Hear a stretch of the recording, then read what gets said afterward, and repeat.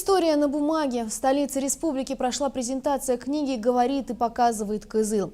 Издание посвящено истории создания и становления в нашем регионе радио и телевидения. Выход книги в свет стало поистине долгожданным событием. Несколько лет над ее созданием трудились автор Валерий Кан, ветераны ГТРК. Поддержку оказали Роспечати и Министерство информатизации и связи Тувы. И вот, наконец, появилась возможность пролистать страницы истории радио и телевидения Тувы, а вместе с тем и истории всей республики. Немного волнительное, но такое радостное и долгожданное событие. В Министерстве информатизации и связи Тувы собрались те, кто когда-то создавал радио и телевидение в республике, а теперь принял участие и в создании этой книги. Долгих 5 лет над тем, чтобы она вышла в свет, трудились ветераны журналистики и, конечно же, автор Валерия Кан. Мы собирали материал долгие 5 лет, с 2011 года, проработали в федеральных и региональных архивах, составили анкету, на которую вы практически все ответили, нашли время. Многие из вас не только поделились своими воспоминаниями, интересной ценной информацией, но также предоставили фотографии, предоставили свои материалы, также написали даже специально очерки, да, посвященные истории тувинского радио и телевидения. И вот огромная масса материала, ваш личный вклад, ваше желание, чтобы эта книга вышла, видимо, и привело к тому, что все-таки эта книга вышла. Она вышла в прошлом году к двойному юбилею тувинского радио и телевидения, но поступила в республику немного позже.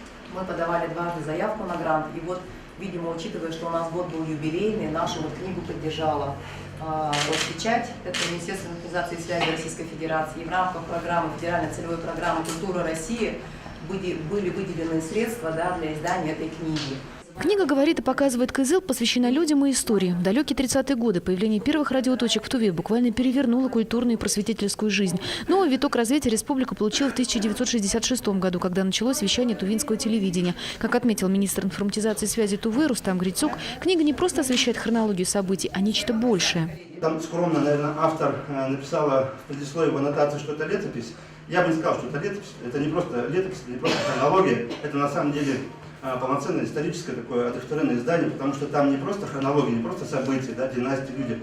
Там, в принципе, дух того времени, там творческая энергия, там коллективы, там целые фамилии, там воспоминания, переживания, там и анализ, в конце концов, есть. Экземпляры издания получили ветераны ГТРК, но возможность прикоснуться к истории, посмотреть фотографии и узнать, как это было тогда, должна быть у всех желающих, подчеркнула председатель регионального отделения Союза журналистов Эльвира Лифанова.